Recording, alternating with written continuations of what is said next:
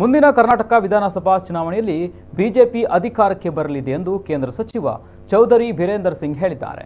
ಮಂಗಳೂರಿನ ಬಿಜೆಪಿ ಕಚೇರಿಯಲ್ಲಿ ನಡೆದ ಸುದ್ದಿಗೋಷ್ಠಿಯಲ್ಲಿ ಮಾತನಾಡಿದ ಅವರು, ಕೇಂದ್ರ ಸರ್ಕಾರ ಸಾಧನೆಯನ್ನ ನೋಡಿ ಜನತೆ ಬಿಜೆಪಿಯನ್ನ ಬೆಂಬಲಿಸಿದ್ದಾರೆ. कर्नाटक राज्य बीजेपी अधिकार के बरलिदे ಹೇಳಿದರು.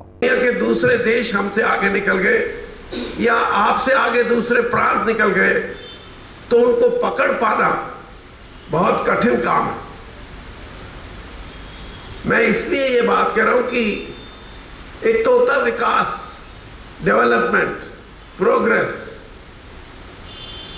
जो हर पार्टी बात करेगी कि हमें सत्ता दो, हम आपको ये विकास कराएंगे, ये काम करेंगे, ये सड़क बनाएंगे, ये पानी लेके आएंगे, ये शिक्षा का प्रबंध करेंगे.